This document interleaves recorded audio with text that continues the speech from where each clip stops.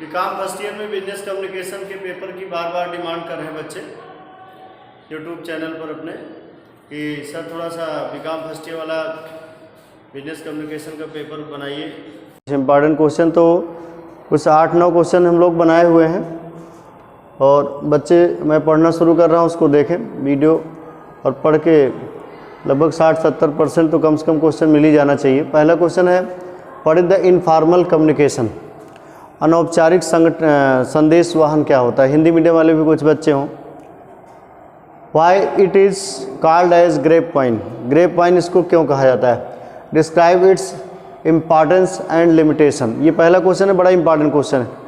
जब आप पढ़ेंगे टाइप्स ऑफ कम्युनिकेशन तो फॉर्मल इनफॉर्मल कई होगा, लेकिन यहाँ सवाल किससे जुड़ा है, ये सवाल जो है ये फॉर्मल से ना जुड़ करके किससे जुड़ा है, इनफॉर्मल कम्युनिकेशन। इसको कई बार एग्जाम में आप देखे होंगे, अगर आप पेपर 10 ईयर का देखें, 10 साल का देखें, ज़्यादातर सवाल ये क्वेश्चन पूछा जाता है एग्जाम में। इम्पॉर्टेंट क्वेश्चन में दूसरा क्वेश्चन हम लोग करने चल रहे हैं। सेकंड क्वेश्चन आपका है what do you understand by the business communication, business communication क्या होता है व्यावसायिक संदेश वाहन हिंदी में। What are the factors responsible for the communication break down, communication को ब्रेक डाउन करने के लिए कौन कौन से फैक्टर उत्तरदायी माने जाते हैं, ये सवाल आपका है। एक इफेक्टिव कम्युनिकेशन होता है, अगर उसको ब्रेक डाउन करना है तो कौन कौन से फैक्टर हैं। कई सवाल इसके, इस सवाल ये एग्जाम में कई बार ये भी सवाल पूछा गया है और सिंपल क्वेश्चन है। 11th-12th में अगर आपने सुना होगा तो सारी चीज़ें। क्वेश्चन नंबर 3, अगला क्वेश्चन है व्हाट इज बिजनेस रिपोर्ट, ये भी अच्छा क्वेश्चन माना जाता है एग्जाम में। बिजनेस रिपोर्ट क्या होता है। डिस्कस इट्स वेरियस टाइप्स, इसके विभिन्न प्रकार बताइए। कितने टाइप के बिजनेस रिपोर्ट बनते हैं, इसके टाइप्स। कभी कभी फॉर्मेट भी अगर एग्जाम में आप बना देते हैं बिजनेस रिपोर्ट के, एग्जाम्पल के साथ दिखाते हैं तो आंसर इफेक्टिव माना जाएगा, ध्यान रखिएगा। अगला सवाल है आपका क्वेश्चन नंबर 4। क्वेश्चन नंबर 4 जो है ये क्या कहना चाहता है, ये देखें। What are the various formats of the business letters, जो व्यवसायिक पत्राचार होता है या पत्र होता है, हिंदी में पत्र बोलते हैं, इसके विभिन्न प्रकार बताइए। Give the specimen of the 2 formats, इसके कम से कम 2 फॉर्मेट दीजिए बढ़िया से बना के।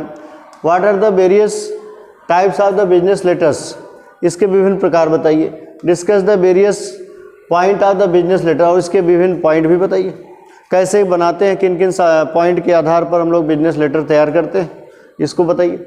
क्वेश्चन नंबर 5,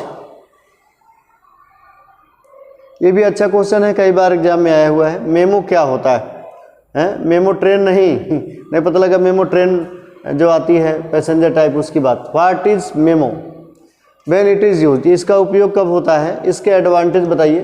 कभी कभी एडवांटेज के साथ इसका दूसरा वाला पहलू भी पूछा जाता है, explain it's advantage and disadvantage, तो भी दोनों बातें ध्यान रखना है।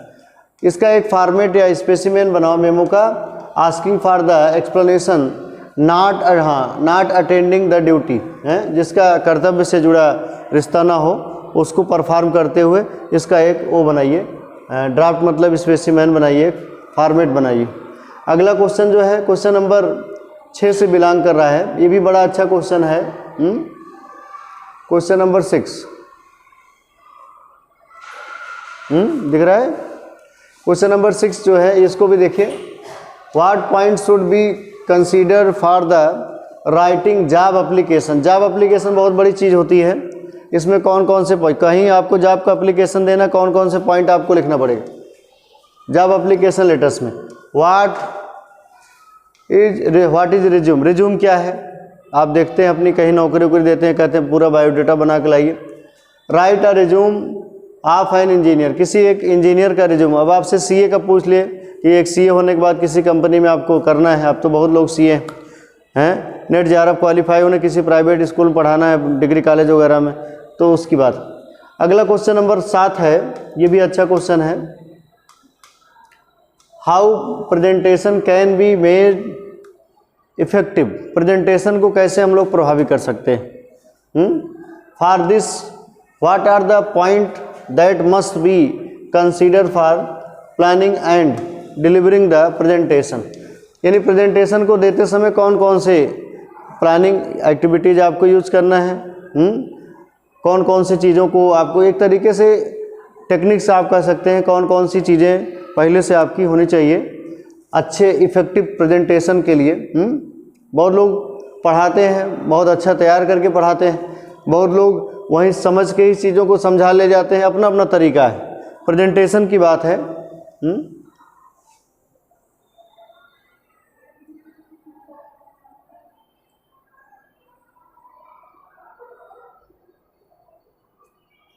अगले क्वेश्चन पर हम लोग आ रहे हैं। क्वेश्चन नंबर 8 है, बड़ा इंपॉर्टेंट क्वेश्चन ये भी है।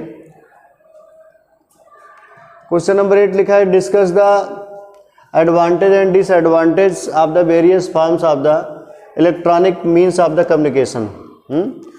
ये बड़ा इंपॉर्टेंट क्वेश्चन, इस समय तो यही चल रहा है, सोशल मीडिया सारा है, हर चीज़ इलेक्ट्रॉनिक मीन्स पर ही हो गया। अब तो दुनिया चंद्रमा पर भारत आपका चला गया है। ये अच्छा क्वेश्चन बन सकता है एग्जाम में इस साल के लिए, ध्यान रखिएगा। अगला क्वेश्चन नंबर लास्ट है आपका कि इसमें थोड़ा सा कंपैरेटिव बात है, रिलेट चीज़ों को रिलेट करके लिखना है, एग्जाम में देना है आपको। सवाल क्या है कि नोट्स लिखना है किसी पर, एनी टू हो सकता है इस पर है, कभी कभी एग्जाम में एनी टू ही पूछा जाता है 10-10 नंबर, जैसे बिजनेस मीटिंग और नोटिस ऑफ मीटिंग, इसको कंपैरेटिव समझाना है। एजेंडा और मिनट्स कंपैरेटिव समझाना है। प्रेस रिलीज, कॉर्पोरेट अनाउंसमेंट, इसको कंपैरेटिव समझाना है। ये बड़े इंपॉर्टेंट सवाल हैं, 8-9 क्वेश्चन जो गेस किए गए हैं, इसमें लगभग 60-70% क्वेश्चन आपको मिल जाने चाहिए।